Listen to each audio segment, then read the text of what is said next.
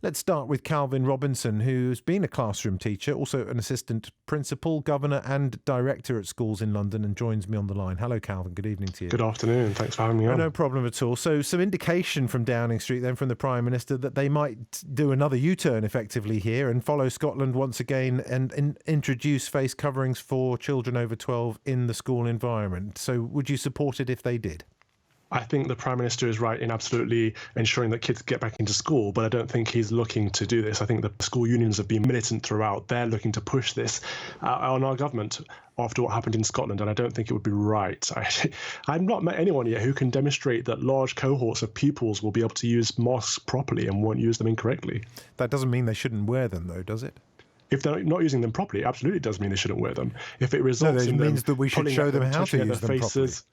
It will actually be detrimental to their well-being, won't it, if they use them incorrectly? I accept that, but as a teacher, you'll accept that if they're doing it wrong, then we should show them how to do it properly, not just not wear them. That's an illogical argument, isn't it? Not really, not if you've worked with children. Would you say that you could tell hundreds of kids that they can't adjust their masks, they can't pull each other's and tease each other, they can't touch each other's faces, they can't play with them, they can't pull them down to eat food and drink and spill things inside? It's not practical. It just doesn't work. You can't manage kids in that way. Oh, I accept it's challenging, but if it is that the medical advice and the guidance is that they should be wearing them to reduce the risk of transmission in the school environment where they can't socially distance, then we'll need to find some way of breaking through that barrier, won't we? Is that the advice, though? You know, SAGE have come out today and said it could potentially spread the virus more by encouraging children to wear masks because they're not going to fall in line and use them in the way that adults do. They will play with them. They won't wash them. They will swap them with each other. Yes, and I understand why there are some very serious concerns. But if Scotland have proceeded, and of course their children are already back at school, Wales are now considering following suit, and we're by no means the only country to be sort of discussing this and chewing it over. Yeah. We've got to follow the latest medical evidence, haven't we? And as the Prime Minister said just a moment ago, if it is that masks are proven to be effective or beneficial at large, then it's going to happen, isn't it? I do agree we have to follow the medical advice, and we do have to look at what other countries are doing as well. Whether we're following the pressure from Scotland and the pressure from unions is a different matter altogether. And medical advice suggesting that masks work for adults is not the same as medical advice suggesting that they work for children. And everything at the moment is pointing towards them being detrimental to the well-being of children.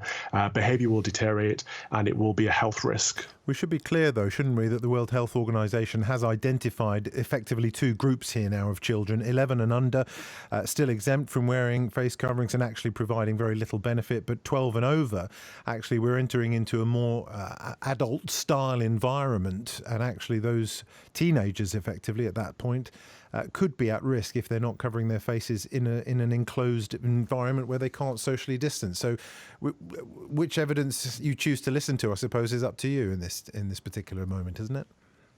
Well, I suppose we have to listen to the government and what evidence they put forward from the scientists and the medical experts they're talking to. But schools are going to have to do a lot more than just look at masks. You know, we're going to have to social distance, put extra hygiene measures in place, and staggered start times. All kinds of measures will improve the chances of lowering the risk for young people. They're doing that too, I understand. But of course, masks may very well become the issue too. You mentioned the unions a couple of times and relentless pressure from the unions you described there. Of course, they're concerned about their members, in this case the teachers, some of whom will be in older age categories, potentially with underlying health conditions, and in an environment where they can't socially distance from a classroom full of children. So don't they deserve protection?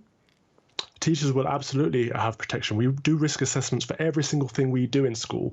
But at the same time, we're asking everyone to return to work, not just teachers. You know, all workplaces have a responsibility to make sure that measures are in place for social distancing. We've had NHS workers in throughout. They've been going into work, doing their bit. Teachers are public servants too. I speak as a teacher. You know, it's a vocation, and surely we should expect the same commitment. And there will be parents who are nervous and worried about returning their children to a school environment if they don't think they're safe. So without face coverings, if the introduction of face coverings provides that clarity, that certainty for parents to get their children back, then is that a step in the right direction? Look, anything that can get kids back into school is a step in the right direction. I'm not sure masks is that step, but we do need to get them back in. We've got a whole generation that have missed out on far too much education at this point, and it's scary. Talking of which, Calvin, I must just quickly get your take on the Ofqual regulator Sally Collier, who's quit this afternoon after thousands, of course, students of marks were downgraded during the exam results period because of the now notorious algorithm. Miss Collier has been rather under fire, hasn't she, for that flawed algorithm, which made GCSE and A-level marks unfair and unfathomable, people were saying. Yeah. What do you make of her decision to step down? I think somebody had to take the fall for this. I think it's been a tremendous mess. I haven't seen anything like it in my time in education. I think we've let down the GCSE and A-level pupils this year. OK, and is she the right person to take the rap? I wouldn't know who made those decisions, but whoever did needs to be taking the rap. OK. All right, Calvin, really interesting to hear your take on it. So thank you very much indeed for your time tonight. Masks not necessarily the right thing. There is still contradictory advice. It's confusing, isn't it? And this is what's really winding me up about this issue, is that depending on where you look, you can see advice in many cases from scientists saying one thing, and then you flip the page or you go to a different website and there's a whole group of other scientists saying something completely different.